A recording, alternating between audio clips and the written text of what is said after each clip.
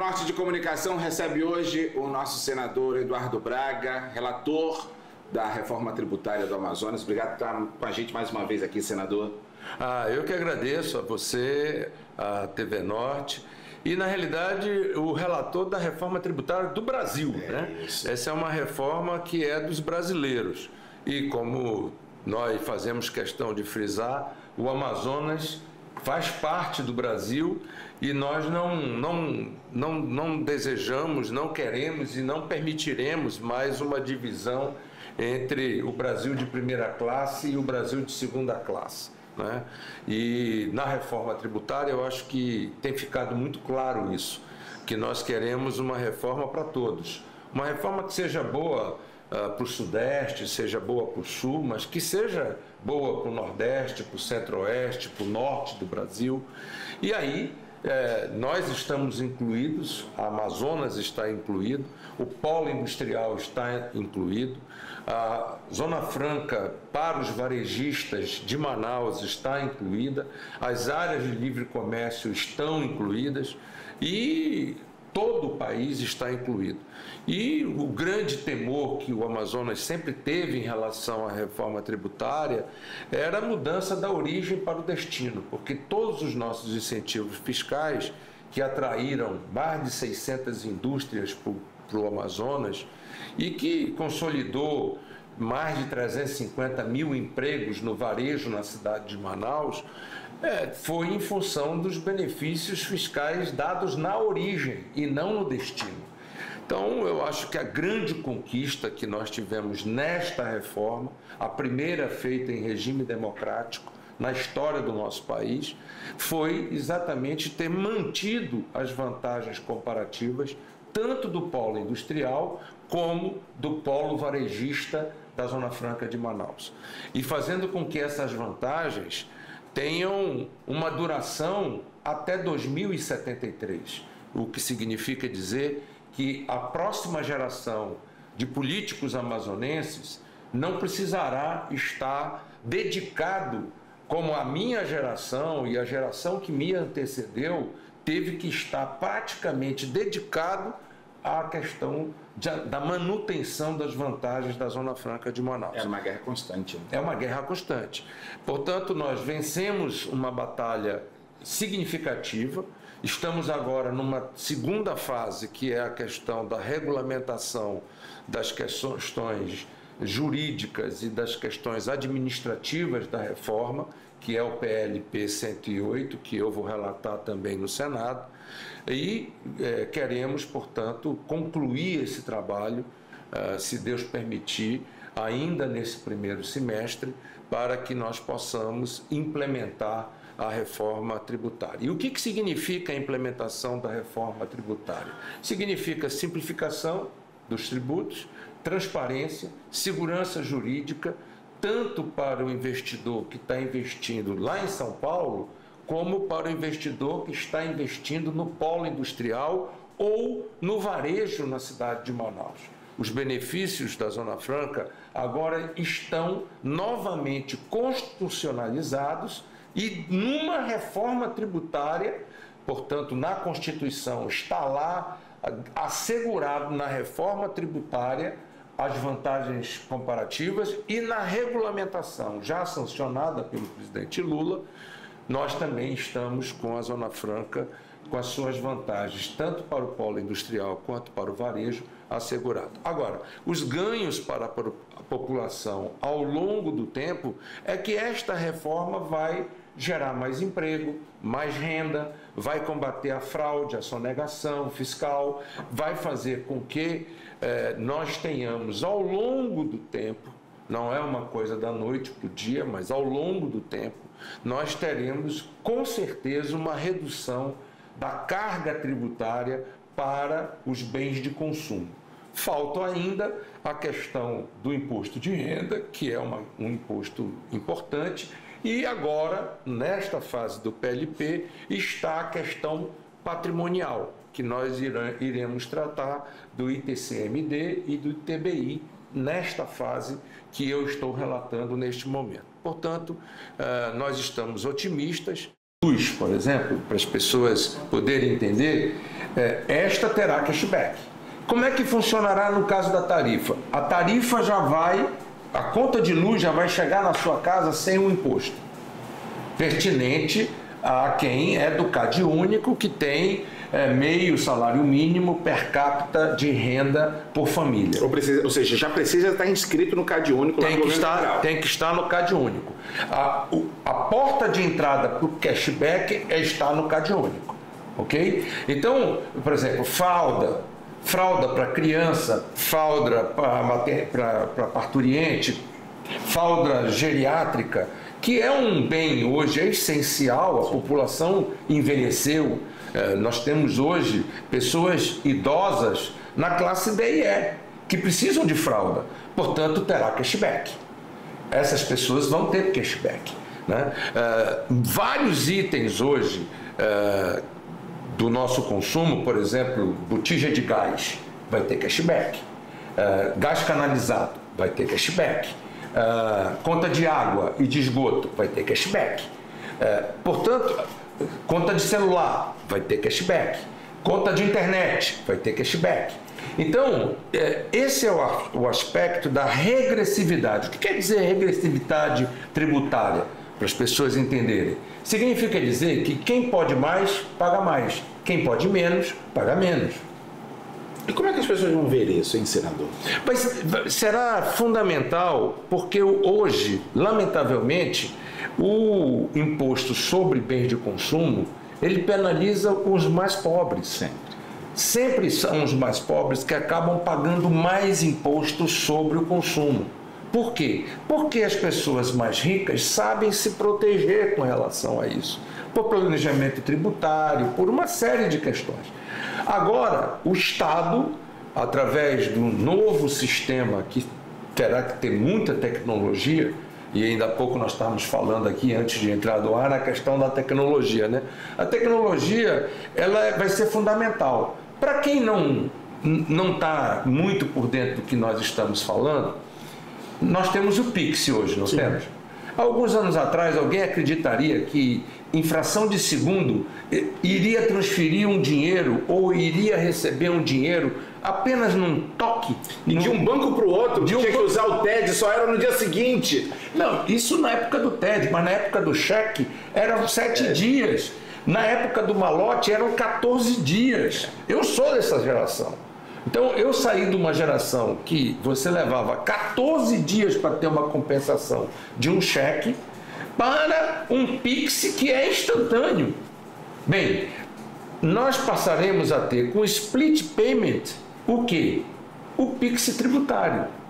E a competência tributária, ela deixa de ser a emissão da nota fiscal para a competência do pagamento.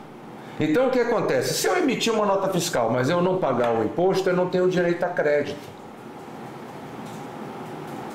O meu crédito vem da competência financeira, não é mais da competência fiscal.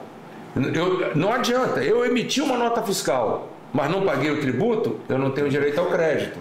Muitas das sonegações e muito do contencioso tributário no Brasil hoje advém disso.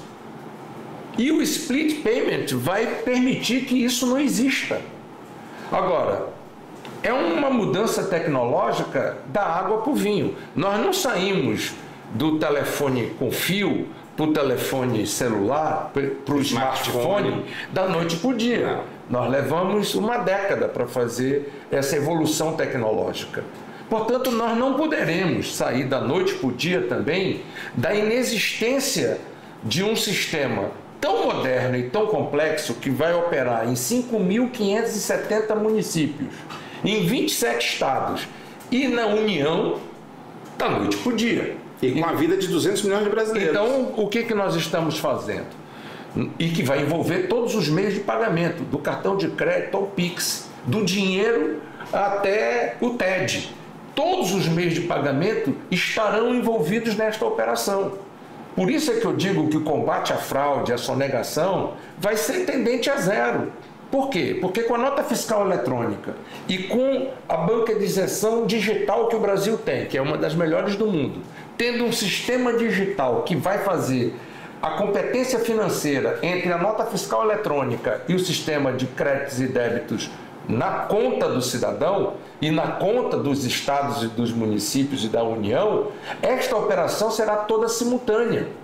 Então, em 2026, nós vamos começar com obrigações acessórias. O que significa isso? Nós vamos começar a implementar o sistema, as notas fiscais vão fazer o destaque do que seria o imposto, mas ninguém vai pagar aquilo. É só para testar o sistema. Certo. Por isso que ele vai ser gradativo. Aí no ano seguinte ele arredonda-se então todo o sistema, e quem já implementou sistemas de tecnologia sabe que não é só o software, tem toda uma organização e método por detrás disso. Pois bem, isso tudo está sendo feito desde já. Desde hoje, neste momento, existem técnicos dentro de salas no Brasil desenvolvendo softwares, desenvolvendo organização e métodos, dentro das secretarias de fazenda dos estados, dos municípios, etc., preparando o Brasil para isso. Em 2026, nós vamos começar com obrigações acessórias. E aí nós vamos, no final do ano, ter a dimensão do que isso significa. Em 27, ele começa efetivamente só com CBS e com apenas 0,1% de IBS. Ou seja, supondo que nós temos uma alíquota de 17 ou 18, de 25% no ICMS, apenas 0,1% vai estar rodando no IBS. Para quê? Para a gente testar. Quando chegar em 2033, será 100% do CBS e 100% do IBS. Só que em 2026 nós vamos implementar um split payment que nós chamamos simples. Ele apenas vai fazer a conciliação bancária. Ele não vai ser inteligente. A partir de 2028 ele tem que ser inteligente, porque ele vai começar a receber dinheiro e compartilhar dinheiro. Ele vai ter que conferir crédito, débitos, e para quem é o crédito e para quem é o débito e para quem é o compartilhamento. Esse é o inteligente. E aí vem, em 2033, o superinteligente, que entra em 2029. Esse superinteligente é que vai sistematizar toda a operação e vai permitir ao Brasil ter o sistema instantâneo com relação à questão dos pagamentos e dos créditos. Eu tenho, portanto, pagamento e crédito. E aí, o polo industrial de Manaus e o comércio da Zona Franca também terá os seus benefícios fiscais instantâneos.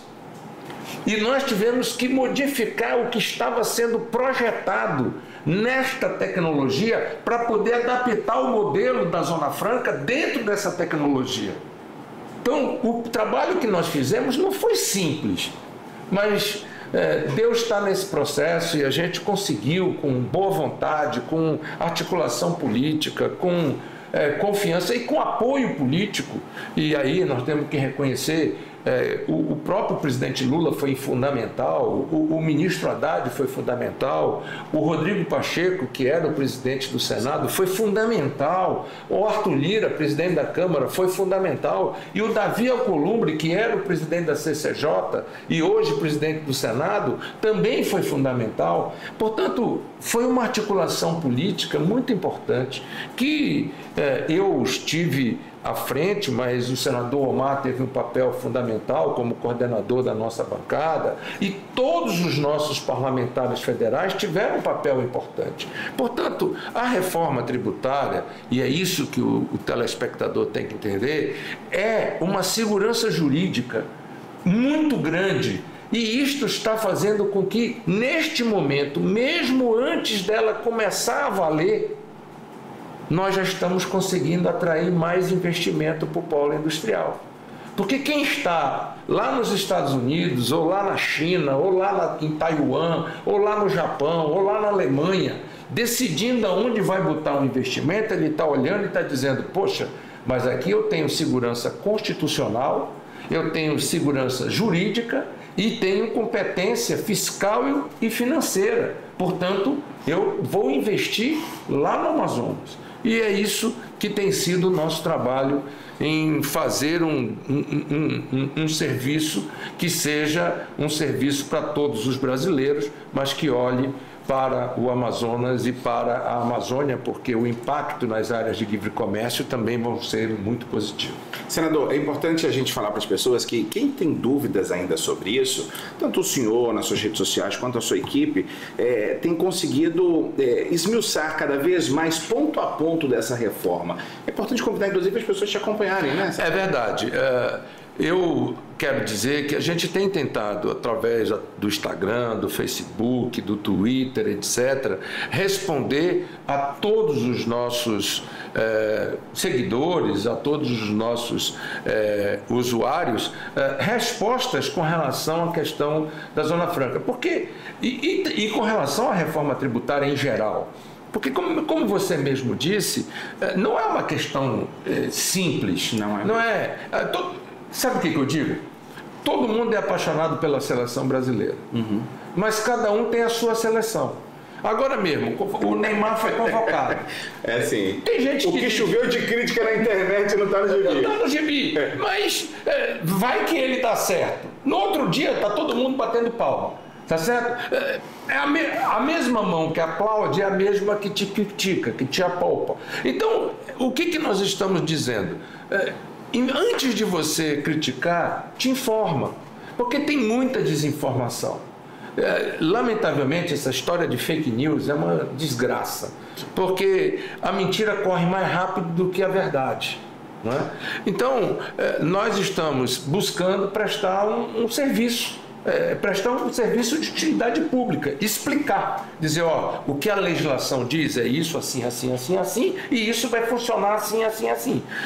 E tentar explicar em palavras simples, e não no economês, e não querendo dizer data vênia, excelentíssima, etc. Não, nós queremos explicar assim, vai funcionar desse jeito. Você vai chegar no caixa do supermercado e não vai ter alíquota para o feijão, para o arroz, para o sal, para o açúcar, para a proteína. Você vai comprar do rabo do boi ao chifre do boi sem imposto. Isso significa dizer que todo tipo de carne não vai ter imposto. Não tem, é alíquota zero. Mas a mesma coisa vai valer para o tambaqui, a mesma coisa vai valer para o frango, a mesma coisa vai valer para todas as proteínas animais que sejam brasileiras.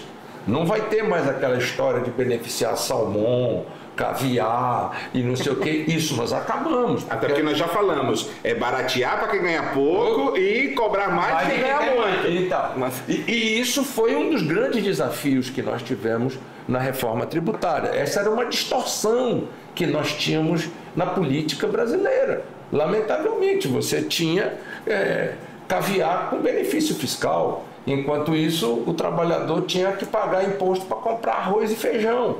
Então, nós consertamos essas coisas e a reforma tributária vai trazer para o setor produtivo simplificação que representa o quê? Redução de custo, competitividade. E o Brasil vai poder exportar finalmente, novamente, produtos industrializados. Siga então aí, senador Eduardo Braga, nas redes sociais todas, tá? Agora, senador, se a gente puder abraçar ainda mais e ampliar a visão do que é a reforma tributária. Por exemplo, a gente falou aqui já da cesta básica, falou de cashback aí em várias contas, telefonia, água e tal, energia. Como é que isso fica, por exemplo, para a rodovia BR-319? Isso interfere, tem algo a ver com a reforma também? Diretamente não, indiretamente sim. Por quê? Porque se a receita da União crescer e houver o controle de gastos por parte da União, aumentará a capacidade de investimento da União. E quanto mais for maior a sua capacidade de investimento em infraestrutura, em saúde, em educação, em segurança pública, e em infraestrutura produtiva, estrada, porto, aeroporto, linhão de energia, né? Cabos de fibra ótica. Que leva a internet melhor para o interior. Que leve não só para o interior, mas que leve... A nova fronteira, hoje, o que nós estamos tendo uma grande disputa? São pelos centros de processamentos dessa nova tecnologia que está aí. O blockchain, que é o novo sistema financeiro mundial, isso vai exigir centros de processamento de dados e de armazenamento de dados gigantescos, que vão consumir muita energia. Os estados que tiverem melhor infraestrutura de energia e melhor infraestrutura de logística vão ser capazes de atrair isto. Então imagine o seguinte: se nós resolvermos o problema de energia, tornando Manaus um grande hub de energia elétrica, nós já somos interligados com Tucuruí. Mas de vez em quando a linha de Tucuruí cai. Acabou de cair, nós passamos 6 horas sem luz. Ok? Sim. Mas se nós tivermos, além do linhão de Tucuruí, o linhão que nos interligue com Santo Antônio e Jirau, que é ao longo da BR-319, impacto zero no meio ambiente, se caiu de Tucuruí, Santo Antônio e Jirau segura, é redundância. Agora, nós teremos em dezembro, finalmente pronto, o linhão que liga Roraima a Manaus e a Tucuruí. Mas Roraima já está interligado com Guri, da Venezuela. Então, esta é uma outra redundância, porque uma hora a Venezuela vai sair da sua crise. Uma hora o governo sai da mão do Maduro, vai para a mão de outro, e que a Venezuela vai voltar a se desenvolver, e vai voltar a crescer, vai voltar a ter investimentos na área de energia, não tenho dúvida. Mas nós já temos uma linha de transmissão existente entre a Venezuela e Roraima. Ora, se Roraima se interliga conosco e se interliga com Tucuruí, e se nós nos interligamos com Santo Antônio e Jirau, o que acontece com Manaus? Manaus se transforma no maior hub com 3 redundâncias: Tucuruí, Santo Antônio e Jirau e Guri. 3 redundâncias elétricas e 3 redundâncias de cabo de fibra ótica aérea. Além do cabo de fibra ótica internacional, que já veio enterrado desde da Venezuela pelo estado de Roraima a Manaus. Isso já existe hoje no Amazonas.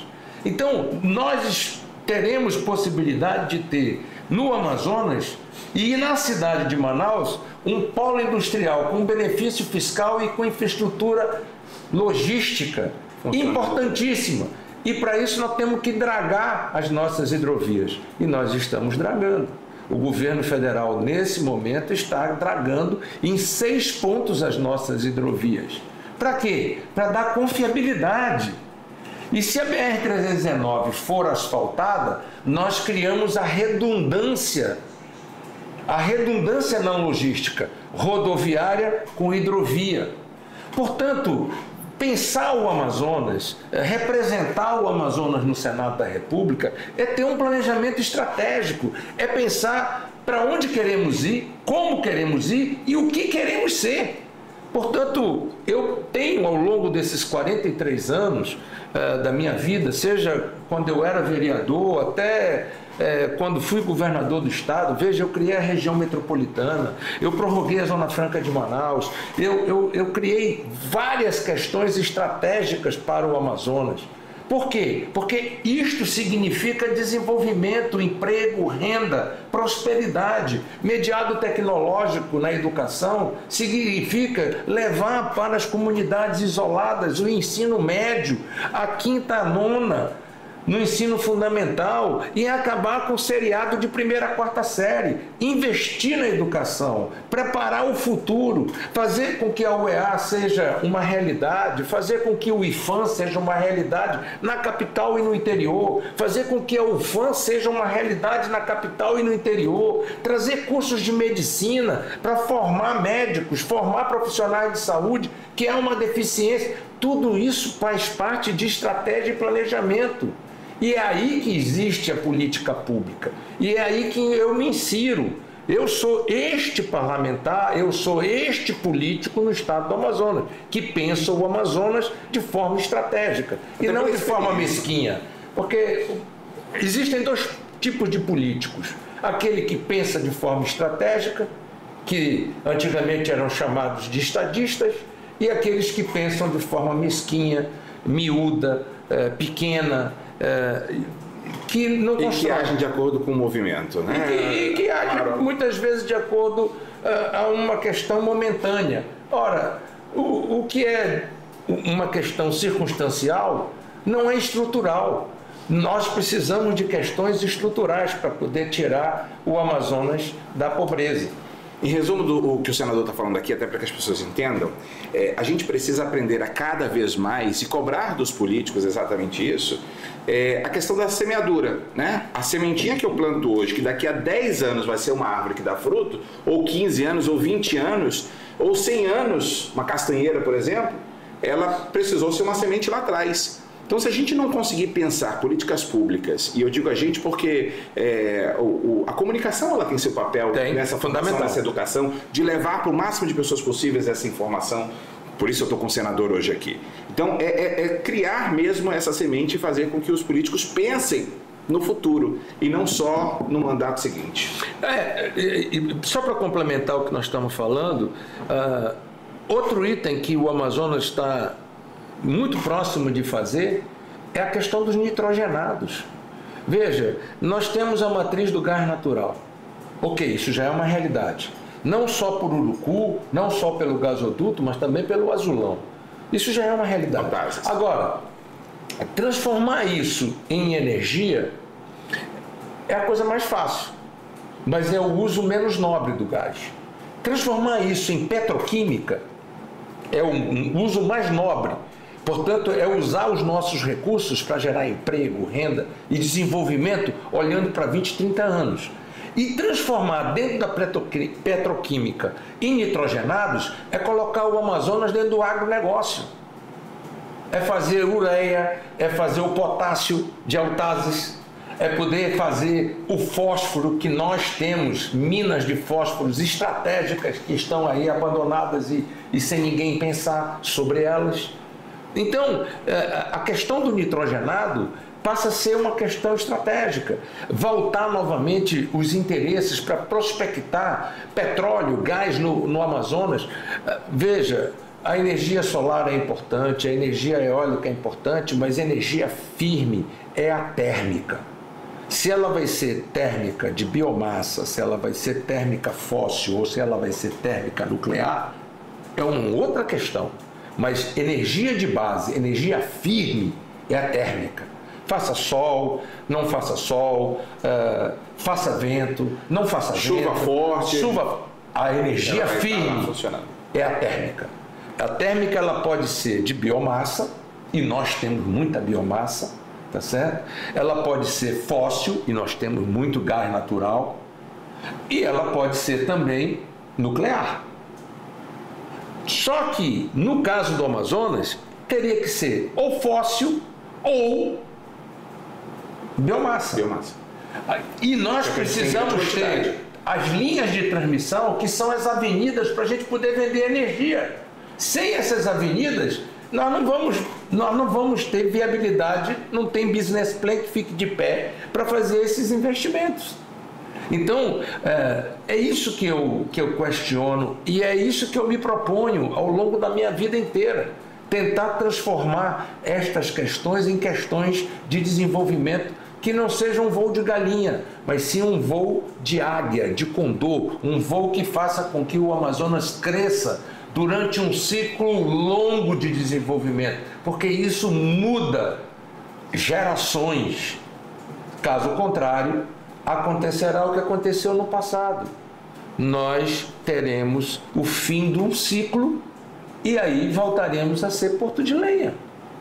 E nós acabamos de passar por um desafio gigantesco que nos dá agora uma bolha de oxigênio até 2073. Mas nós temos que construir nesse período, passaram-se 50 anos que a Zona Franca foi criada. Nós não podemos deixar passar mais 50 anos sem pensar no que nós queremos ser daqui a 50 anos. Eu não vou estar mais aqui, mas os meus netos vão estar, a minha família vai estar, as pessoas que eu quero bem vão estar. E é isto que nós precisamos pensar de verdade no Amazonas e que precisamos querer. E na democracia, quando a gente quer, a gente expressa isso no voto da gente. É isso que faz a diferença entre você solucionar os problemas ou não solucionar os problemas. Senador, durante todo o debate da reforma tributária, o senhor, por muitos momentos, e talvez por isso o senhor inclusive cita o coordenador da bancada, que é o senador Omar também, vocês iam para um embate enorme ali com os demais senadores, os senadores dos outros estados. E o debate era argumentativo. Será que toda essa bagagem de 46 anos, 2 vezes governador, prefeito, vereador, é o que lhe dá esse know-how para debater nesse nível? A maturidade, de um lado. Outra coisa é a questão do conhecimento. Eu, ao longo desses 43 anos, eu me dediquei a conhecer o Amazonas e me dediquei a estudar o Brasil. E me dediquei nesses 14 anos que eu estou no Senado, eu me dediquei a conhecer com profundidade certos temas. Por que confiam? Eu fui o relator da emenda constitucional da reforma tributária, eu fui o relator do PLP 68 e agora sou o relator do PLP 108. Porque os meus colegas senadores olham e dizem, eu confio nele porque ele conhece os meus problemas. Ele sabe o que o Mato Grosso precisa, o que o Goiás precisa, e faço isso com senso de justiça, com um senso de estadista de que quer resolver os problemas. E até para poder ter aliados que defendam a solução dos nossos problemas. Portanto, o Brasil precisa voltar a pensar desta forma, para os brasileiros, independentemente desta coisa segmentada e atritada entre esquerda e direita. Sabe qual é a minha ideologia? A minha ideologia é o Amazonas, a minha ideologia é o Brasil.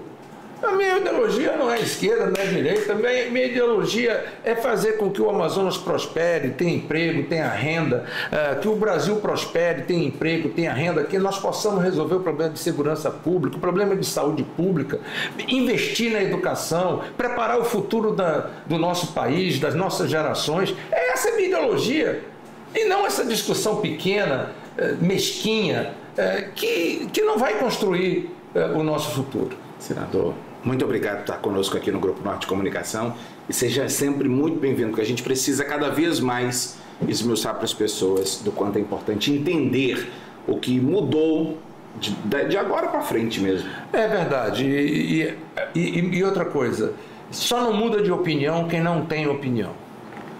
E só não evolui quem não amadurece, quem não estuda e quem não aprende com seus erros. Eu, ao longo da minha vida, eu busquei aprender com meus erros, eu procurei melhorar. E eu espero poder dar o melhor de mim para o Amazonas e para o Brasil.